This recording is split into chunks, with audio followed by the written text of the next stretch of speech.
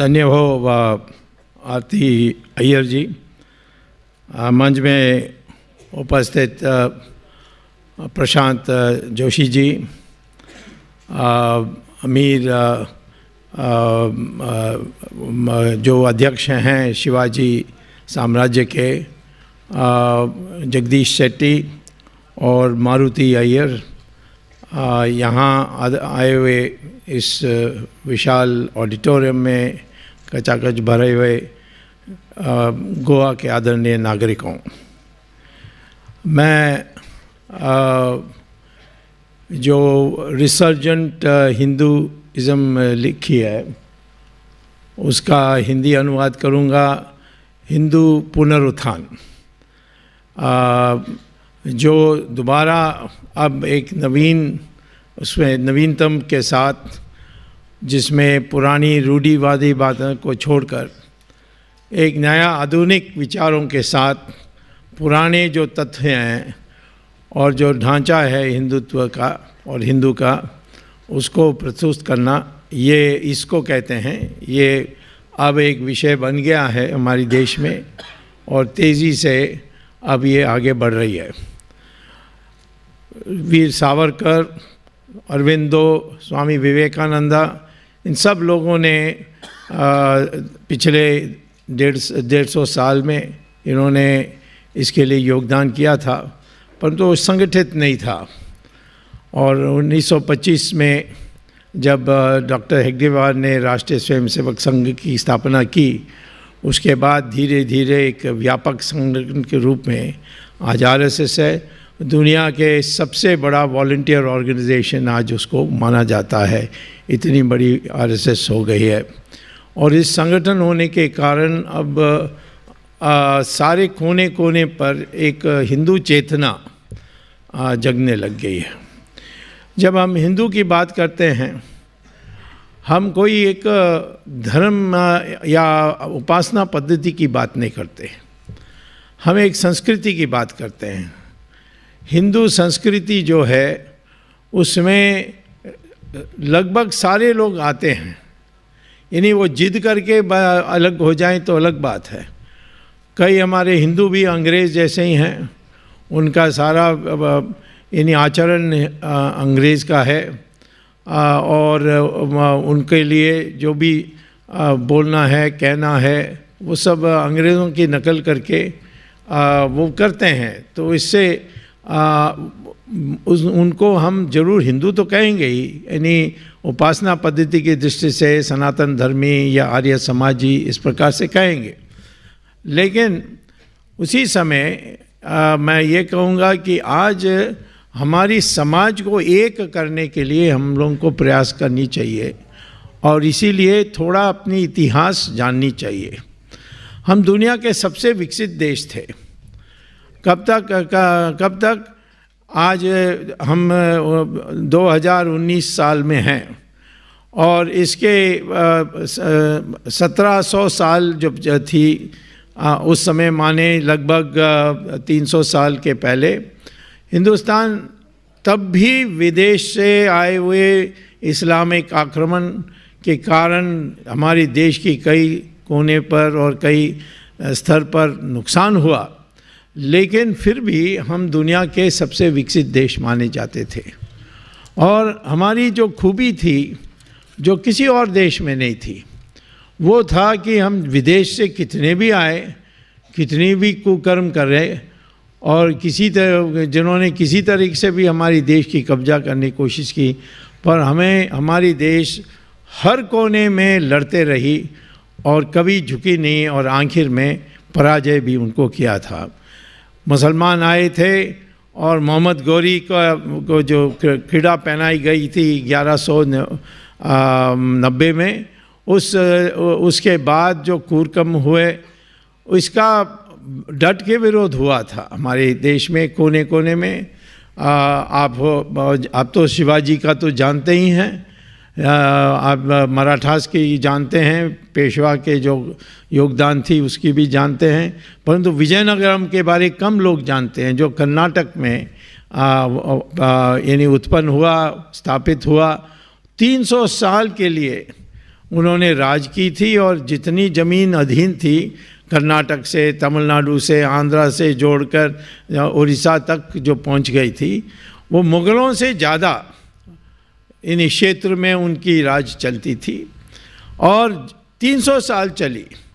यदि मुग़लों के मूल आप देखेंगे राज की काल, तो अकबर से औरंगज़ेब तक माना जाता है, वो तो 150 साल था ही।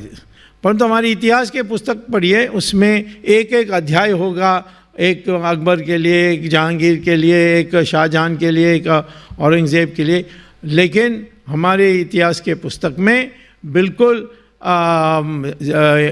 जिक्र ही नहीं होगी या उल्लेख ही नहीं होगी विजयनगरम एम्पायर के लिए, या कभी एक दो लाइन लिखी जाएगी। इसी प्रकार से हमारे पूर्व में अहोम डायनेस्टी थी आसाम में, जो पहले मूलतः वो थाईलैंड में थे, हमारे देश में आए, पूरे सब हिंदू बने, यहीं की संस्कार स्वीकार की और फिर उन्होंने राज एक स्थापित की। और उन्होंने मुग़लों को पार नहीं करने दिया। 6 बार मुग़ल आए थे पार करके बर्मा जाने के लिए, 6 बार उनकी पिटाई हुई थी। ये हमारे इतिहास की पुस्तक में कोई भी नहीं जानता है कि इतनी बड़ी योगदान हमारे देश की एकता के लिए आसाम के लोगों ने हमारे देश के लिए किया था।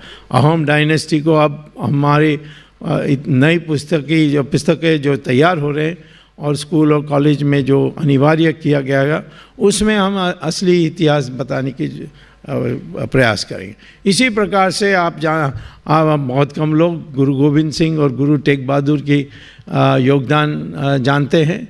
कितने बड़ी त्याग दी गुरु तेग बहादुर ने, अपनी जान दे दी, परंतु उन्होंने वो औरंगज़ेब के सामने झुके नहीं। और उनके बेटा गुरु गोविंद सिंह ने तो उखाड़ के फेंका मुग़लों को कई जगहों से, और इसीलिए उनकी भी जो योगदान है उसको भी हमें स्मरण करना चाहिए। महाराष्ट्र में शिवाजी ने यहाँ तक कि उन्होंने कि हिंदू राष्ट्र का भी उन्होंने अभिषेक उनका हुआ और उनको छत्रपति माना गया। सारा देश में उनको अपना राजा मानते हैं। उसके बाद मुग़लों की आखिरी पिटाई जो हुई थी और उनकी विसर्जन या विघटन हुआ, वो हुआ था पूना शहर के पास, जब बाजीराव ने मुग़लों को हराया था 1795 में। तो उसके बाद अंग्रेज़ आए 20-25 साल के बाद, और फिर उस समय हम लोग थके हुए थे, तो उन्होंने भी यहाँ अपनी मिलिट्री और नए शस्त्र को लेकर आकर के हमें हराया था। परंतु उसके बाद दोबारा शुरू हो गई। रानी झांसी की बात आई और हर कोने से संत लोग, हमारे देश के संत लोग गए कोने कोने में और एक मंशा पैदा की थी।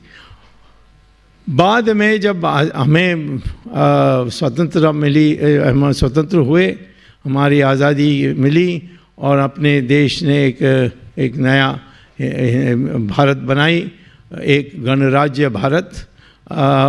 भारत का गणराज्य नाम है भारत, और जो अस्मिता का नाम है वो है हिंदू या हिंदुस्तान।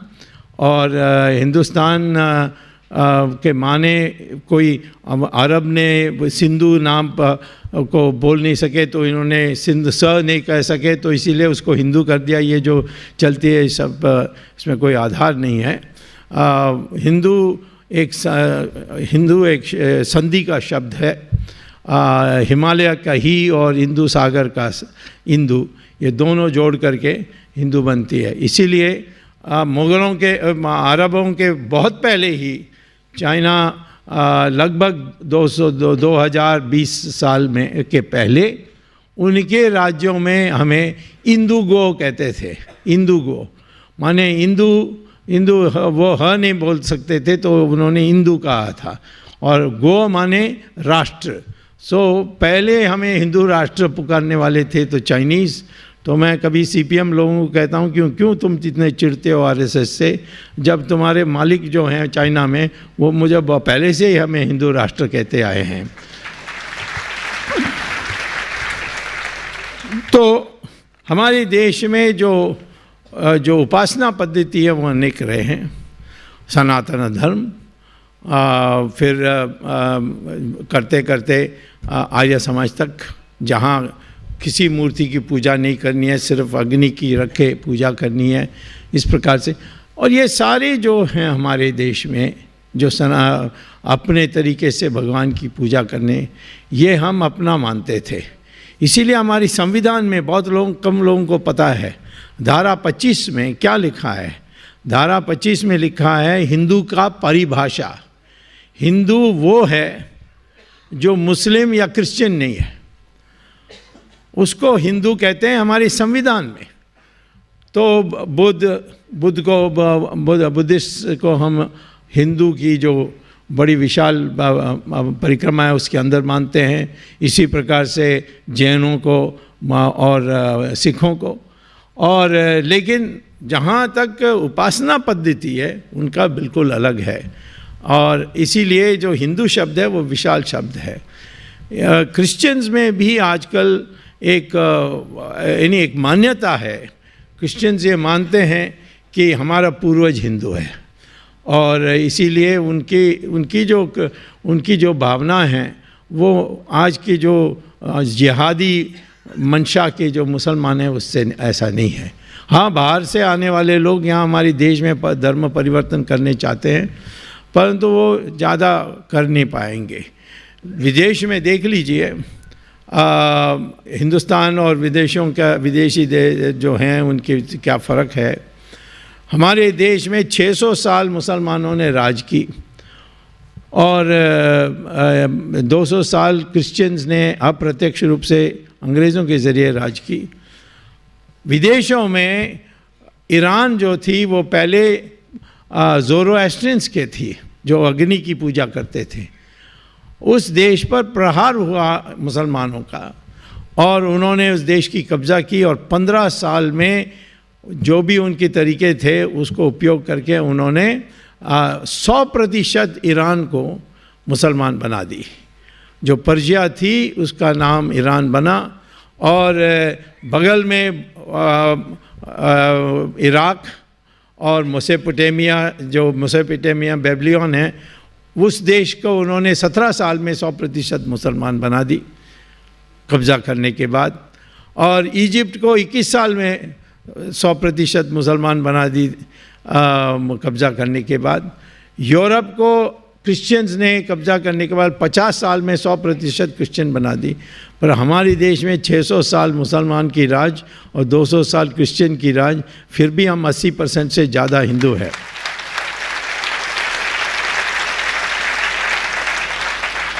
अब ये सब पढ़ाने की ज़रूरत है ताकि हमारे लोगों की मंशा बने। मंशा बहुत महत्वपूर्ण चीज़ है।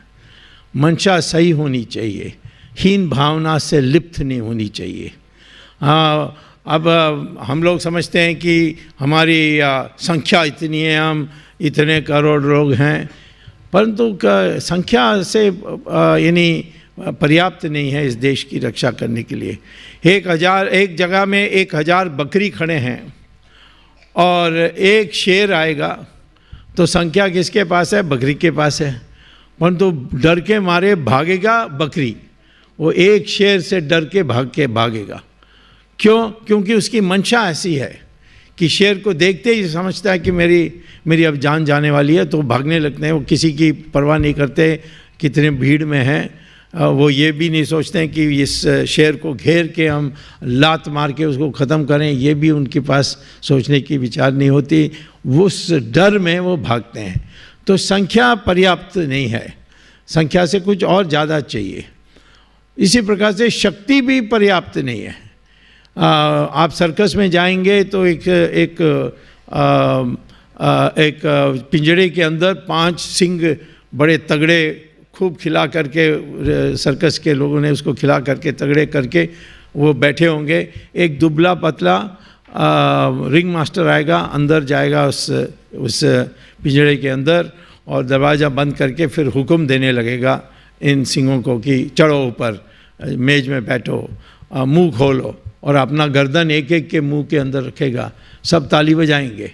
सवाल यह है कि ये जो सिंह हैं ये इसकी गला क्यों नहीं काट देते हैं, इसको चिकनाचूर क्यों नहीं कर देते हैं?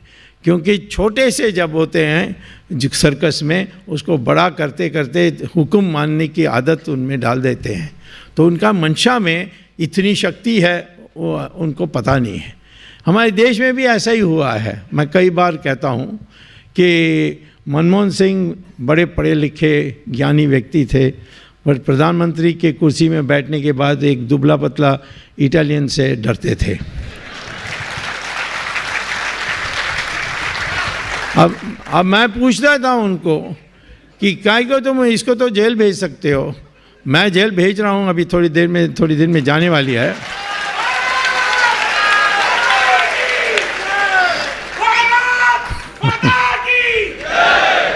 तो इसको मंशा कहते हैं। हमारे में हीन भावना है। पश्चिम को देखकर हमें हीन भावना आ जाती है। पश्चिम में अच्छा होगा, हमारे देश का अच्छा नहीं होगा। इस प्रकार से अभी बहुत कम हुआ है, परंतु और भी इसको मिटाना है। और हमारी संस्कृति, हमारी इतिहास जब हम सही प्रकार से पढ़ाएंगे तभी इसकी पुनरुत्थान हो सकती है। हम जानते नहीं हैं कि हमने क्या क्या किया है। कैलकुलस आज पश्चिम में पढ़ाते हैं, परंतु कैलकुलस भास्कराचार्य ने उसका उत्पन्न किया था। हमारे देश में अलजेब्रा, अरिथमेटिक, ज्योमेट्री, साइंस, कौन सी चीज़ हमने पहले उसको शुरू नहीं किया। हमारी गुलामी आने के बाद, तब उसके बाद ये सारा शोध के कार्य रुक गया था। जब मकौले आए थे, उन्होंने क्या कहा था ब्रिटिश पार्लियामेंट में? उन्होंने कहा मैं हिंदुस्तान जा रहा हूँ और वहाँ एक एजुकेशन पॉलिसी थोपने वाला हूँ जिससे कोई भी संस्कृत उनका भाषा कभी था वो उनको स्मरण नहीं होगा। संस्कृत को मिटा दूंगा, सारी संस्कृत की जो किताबें हैं उसको जला दूंगा और सिर्फ इंग्लिश पढ़ने के लिए मैं कहूँगा। और इंग्लिश उन्होंने अनिवार्य किया और धीरे धीरे हम भूल गए संस्कृत को। अभी जगदीश ने कहा कि संस्कृत के शब्दों को उपयोग करने की आवश्यकता है। हमारे सारी भाषाओं में संस्कृत के शब्द हैं। अंग्रेज़ों ने हमारे दिमाग में भरा दी कि संस्कृत जो है डेड लैंग्वेज है, उसकी मरी हुई भाषा है, उसको सीखने के लिए कोई ज़रूरत नहीं है। लेकिन वास्तविकता क्या है? हमारे हर भाषा में संस्कृत के शब्द हैं। कई में ज़्यादा है, कई में कम है। बंगाली, गुजराती, मराठी, मलयालम, इन सब में संस्कृत के अनेक शब्द हैं। तमिल में भी 40% जो शब्द हैं वो संस्कृत के हैं। अब अंग्रेज़ों ने एक आंदोलन शुरू करवा दिया, द्राविड़ मुन्नेत्र कड़गम, जो अपने को पृथक समझने लगे। हम तमिल हैं, हम अलग हैं, हमारे कोई संबंध नहीं है बाकी हिंदुस्तान के साथ, हमें अलग देश बनना चाहिए था, अंग्रेज़ों ने हमें त्याग करके चले गए, ये सब बोलते रहे। तो मेरे एक बार उनकी जो नेता हैं करुणानिधि, उनसे मैंने बात की और कहा कि या ये कैसे कह सकते हैं कि हाँ हमारी कोई पुरानी रिश्तेदार, हमारे तमिल में तो अनेक संस्कृत शब्द हैं। उन्होंने कहा एक भी नहीं है। मैंने कहा मैं डिक्शनरी लगा के दिखा देता हूँ। तो उन्होंने कहा नहीं डिक्शनरी कुछ नहीं देखना, मुझे पता है। तो मैंने कहा फिर आपका नाम करुणानिधि कैसा है? वो भी तो संस्कृत है, करुणा और निधि। तो वो सोचने लगा ये संस्कृत ने चोरी की ये तमिल शब्द, ये संस्कृत में है तो ये चोरी से हुआ।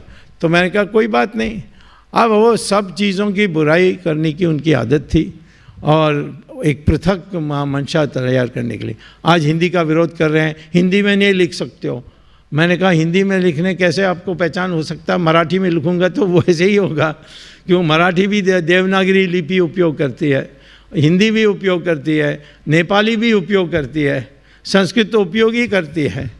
तो लिपि और भाषा के फ़र्क नहीं जान और उनको विदेशों से प्रोत्साहन मिलती है क्योंकि वो चाहते हैं कि हमारे देश एक ना हो और इसीलिए इनको खूब इनको प्रोत्साहन देते हैं, इनकी जो कार्यक्रम होती है उसकी प्रचार करते हैं।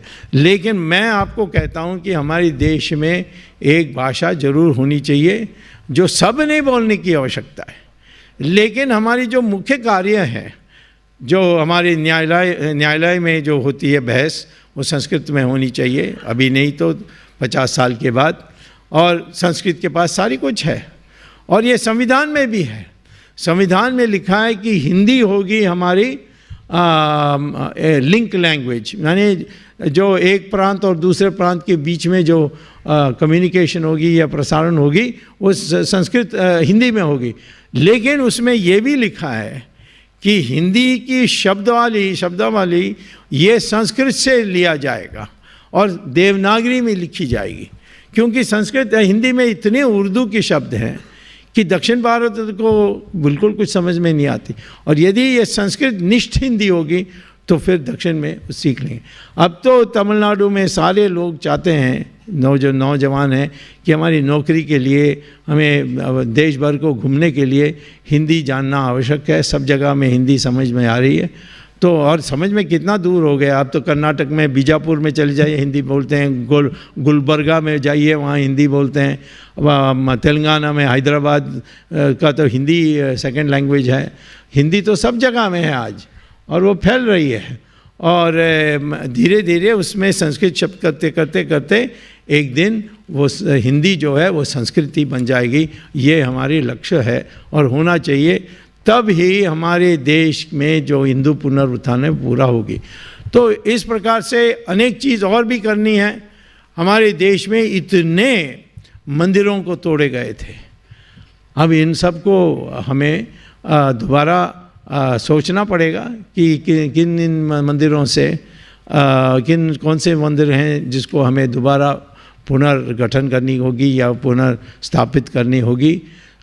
जब हमारी देश स्वाधीन हुई तो सरदार पटेल, राजेंद्र प्रसाद के मुंशी, महात्मा गांधी ने भी साथ दिया इसमें, और उन्होंने कहा कि हाँ, सोमनाथ मंदिर दोबारा बननी चाहिए।